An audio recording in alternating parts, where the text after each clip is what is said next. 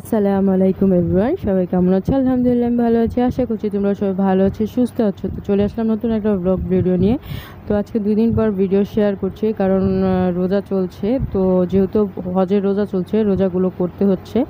আর আমি আগে কখনো করিনি, শুধু শেষে 2টা রোজা করতাম, কিন্তু এবার ভেবেছি আর মনে মনে দৃঢ়ভাবে শক্ত করে নিয়েছি যে না, এবার সবগুলো রোজা রাখার চেষ্টা করব, পুরো 9টা রোজাই রাখবো।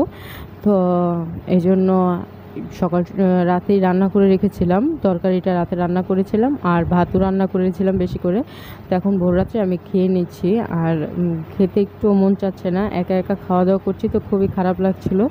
তো যাই হোক, তাও একা না, কারণ তোমরা সাথে ছিলে। তো সকাল সকাল ঘুম থেকে উঠে গেলাম, বিছানার চাদরটা গোছাবো। আর রান্না বান্নার তো তেমন একটা চাপ নেই, গতকালকে রান্না করে রেখেছি। আর শুধু ওরা দুজন খাবে, তো ওদের আন্দাজে ভাত রয়ে গেছে, তো সেই ভাতটা শুধু গরম করবো, আর কিছুই করব না। এখন বিছানার চাদরটা পাল্টালাম, কারণ বিছানার চাদরটা ময়লা হয়ে গেছিলো, তো সেই চাদরটা পাল্টে নতুন একটা চাদর বিছালাম। নতুন না, পুরানি, তবে বিছানোর সময় তো ধোয়া থাকে, কাছাকাছি থাকে, তো দেখা যায় নতুন নতুন লাগে।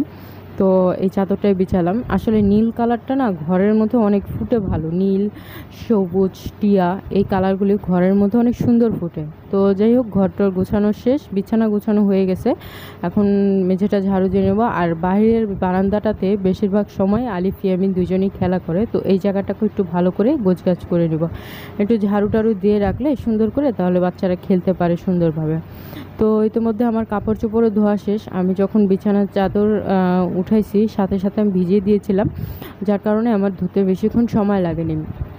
আর এই চাদরটা তো বেশি দিন বিছানো হয়নি, 6 দিন কি 7 দিন বিছানো হয়েছে।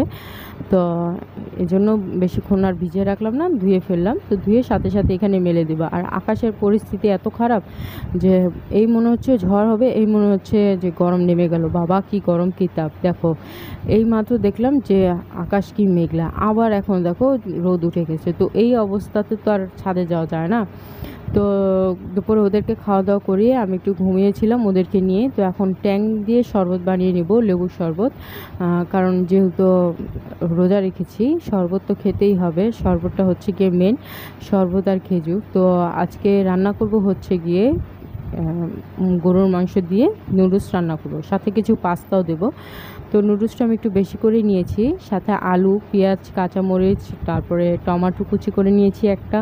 তো এগুলো দিয়ে রান্না করবো। এখন নুডলসটাকে আমি সিদ্ধ করে নেব, আগে পাস্তাটা সিদ্ধ করব, তারপর নুডলসটা দেবো।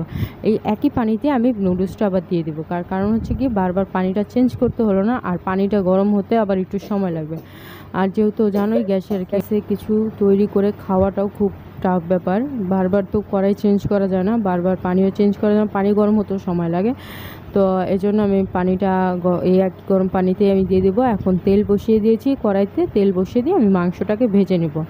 আর যেহেতু সামনে কুরবানি, আমি কিছু রেসিপি তোমাদের সাথে শেয়ার করব, সেটা হচ্ছে কি গরুর মাংস রিলেটেড। তার কারণ হচ্ছে কি সামনেই কুরবানি, আর সবাই টুকটাক কিছু না কিছু রান্না করে খেতে চায়। আমরা অনেক সময় পরিবারের ছোটরা মায়েদের কাছে অনেক আবদার করি, বা যে মা এটা করে দাও, মা ওটা করে দাও, হয়তো বা হয় না, কারণ মায়েরা অনেক ব্যস্ত থাকে, বা মায়েরা অনেক দূর সারাদিন অনেক খাটাখাটনি করে, তো তারা আর পারে না।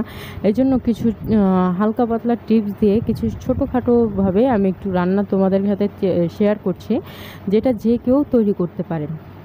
তো আমি নুডলসটাকে এইভাবেই রান্না করি যখন আমি গরুর মাংস দিয়ে রান্না করি বা মুরগি দিয়ে রান্না করি।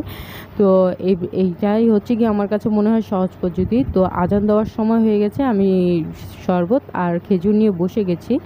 তো এখন আমি খাওয়া দাওয়া করব। আর আগে আমি শরবত আর খেজুর খেয়ে নামাজ পড়ে নিয়েছি, এখন ছেলেদের সাথে বসে আমি নুডলসটা খেয়ে নেব। তো নুডলস খাওয়ার পরেই খাওয়া দাওয়া শেষ করে ছেলেকে পড়তে বসিয়েছি, যেহেতু আজকে স্কুলে যায়নি।